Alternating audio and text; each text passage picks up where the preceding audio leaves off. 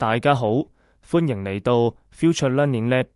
今日想同大家講一份哈佛大學最新嘅 AI 就業報告。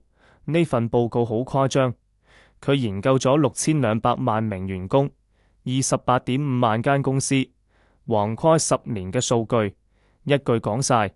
呢份報告話俾你聽，未來10年邊啲人會被淘汰，邊啲人仲可以企得穩。第一，邊啲工最危險？報告原文講得好清楚，入門工、重複性、標準化嘅工作 AI 會最快取代，即係話只識得跟指令做重複任務嘅人，未來冇立足之地。第二，企業唔會即刻炒人，但會減少新人招聘。換句話講，畢業即失業可能會變成常態。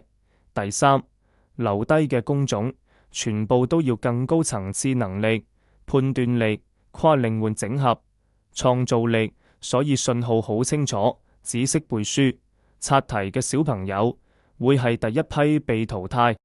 第二，邊啲小朋友最危險？好多香港小朋友表面分數唔差，但實際淨係識3樣嘢：背答案、做操練題、抄範文。呢啲嘢先係做得又快又準又平，所以正係呢啲小朋友最容易俾 AI 取代。第三，咁應該點做？報告俾咗方向，我總結3樣最重要嘅能力：一、批判性思維，識發問，例如學曹操殺楊修。普通小朋友會話聰明反被聰明誤，但有批判思維嘅小朋友會追問，如果楊修遇到劉備，結果會唔會唔同？